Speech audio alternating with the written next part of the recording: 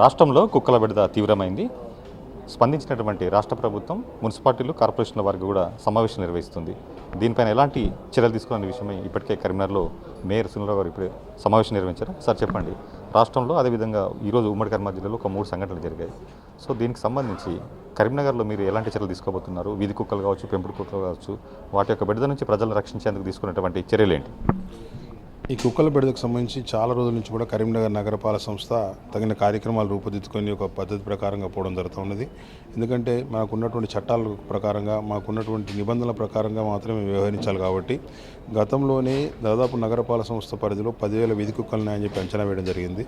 దానికి అనుగుణంగా anti birth control operation చేయించాలి, వాటి వల్ల వాటి యొక్క సంతానోత్పత్తిని ఆపాలి, దానివల్ల వీధి కుక్కల బెడద నివారించాలనే ఆలోచనతోటి మరి దానికి ఏజెన్సీ నియమించుకొని దాదాపు 2,200 వీధి కుక్కలకి ఇప్పటివరకే ఏబీసీ కింద యాంటీబర్త్ కంట్రోల్ కింద ఆపరేషన్ నిర్వహించడం జరిగింది.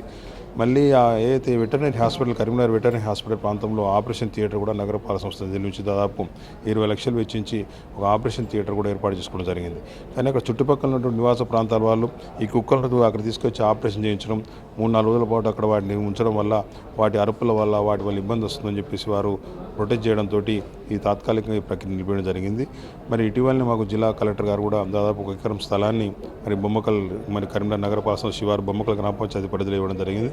వెంటనే ఈరోజు ఆదేశించడం జరిగింది. బొమ్మకల్ గ్రామ పంచాయతీ పరిధిలో ఇచ్చినటువంటి స్థలాన్ని పట్టణానికి దూరంగా ఉన్నది, మరి అక్కడ నివాస ప్రాంతాలు కూడా లేవు కాబట్టి ఆ స్థలాన్ని వెంటనే చదును చేసుకొని ఆ స్థలానికి సంబంధించి మంచి కాంపౌండ్ వాళ్ళు, ప్రొటెక్టెడ్ కాంపౌండ్ వాళ్ళు ఏర్పాటు చేసుకోవడం కానీ, మరి అక్కడ కూడా యాంటీబర్త్ కంట్రోల్ ఆపరేషన్ చేయడానికి సరైన ఆపరేషన్ థియేటర్ ఏర్పాటు చేసుకోవడం కానీ, ఆపరేషన్ చేసిన కుక్కలను 3-4 రోజుల పాటు ఉంచాలి కాబట్టి వాటి సంరక్షణకు సంబంధించినటువంటి తాత్కాలిక షెడ్స్ కానీ అవన్నీ కూడా నిర్మించుకోవాలని చెప్పేసి మన ఆదేశించడం జరిగింది.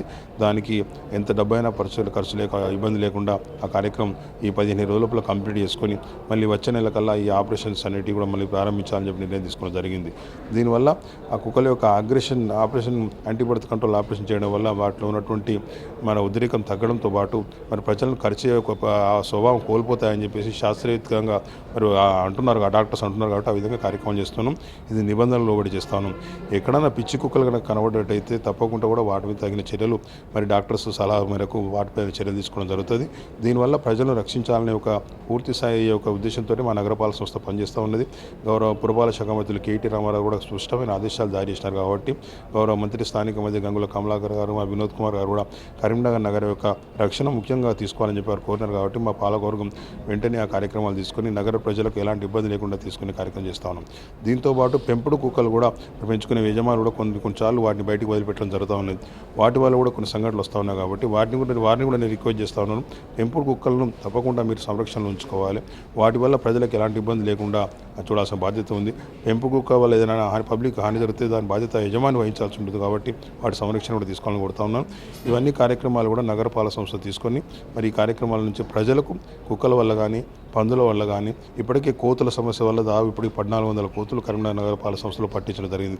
పట్టించి వాటిని సురక్షిత ప్రాంతాల్లో, వాటి ఆహారం దొరికే ప్రాంతాల్లో, మరి అడవుల్లో మరి వీడియో రికార్డింగ్ చేసుకుని మరీ వదిలిపెట్టడం జరుగుతుంది. కాబట్టి ఈ విధంగా కుక్కల నుంచి, పందుల నుంచి, కోతుల నుంచి రక్షించే కార్యక్రమాలు నగరపాలక సంస్థ ప్రజల క్షేమం గురించి చేస్తుందని తెలియజేస్తారు. నగరంలో కుక్కల బెడదలే కాకుండా పందుల పెంపకం కూడా గతంలో కూడా మీరు వాళ్ళకి మీటింగ్ పెట్టి కూడా హెచ్చరించడం జరిగింది. అయినప్పుడు కూడా మార్పు రానట్టు కనిపిస్తుంది. సో దీనికి మీరు తీసుకున్న చర్యలు ఏంటి? పందుల పెంపకందారుల గతంలోనే మేము 2-3 సార్లు వారితో సమావేశం ఏర్పాటు చేసి మీ కులవృత్తికి మేము వ్యతిరేకం కాదు, మీ కులవృత్తి కొనసాగించుకోవడంలో ఎవరికి అభ్యంతరం లేదు, కానీ మీ కులవృత్తి వల్ల ఇతర ప్రజలు ఇబ్బంది పడదని చెప్పేసి వారిని కోరడం జరిగింది. మీ స్వంత ప్రాంతాల్లో, మీ నివాస ప్రాంతాల్లో, మీకున్నటువంటి ప్రైవేట్ ఏరియాల్లో మరి కాంపౌండ్ పర్మిషన్స్ లోపల పెంచుకోవాలని చెప్పేసి వారు కోరడం జరిగింది. కొంతమంది పాటిస్తూ ఉన్నారు, కొంతమంది పాటించడం లేదు. దానివల్ల కొంత ఇబ్బంది వస్తుంది. కాబట్టి చివరి ప్రయత్నంగా వారికి రేపటి నుంచి నోటీసులు ఇవ్వని చెప్పడం జరిగింది. ఆ నోటీసులు ఇచ్చిన తర్వాత ఒక 3-4 రోజుల లోపల బయట తిరిగే పందులను పట్టుకొని వారి ప్రాంతాల్లో వారు పెంచుకోలేకపోతే చట్టపరంగా ఏం చర్యలు తీసుకొని ఆ విధంగా చర్యలు తీసుకొని ప్రజలకు ఆ ఇబ్బందులు తొలగించడం జరుగుతుంది. ఇది మేయర్ గారు చెప్తున్నటువంటి విషయాలు. కుక్కల బెడదకు సంబంధించి నగరంలో రేపటి నుంచే దీనికి సంబంధించి కూడా చర్యలు తీసుకుంటాం. అదేవిధంగా కుక్కల బెడదతో పాటు నగరంలో పందులకు సంబంధించి కూడా పందుల పెంపకందారు కూడా నోటీసులు ఇచ్చిన తర్వాత వాటిపైన కూడా చర్యలు తీసుకోమని మేయర్ చెప్తున్నారు. కెమెరామెన్ కిషోర్ కుమార్తో రామకృష్ణ, ఐడి న్యూస్, కరీంనగర్ నుంచి.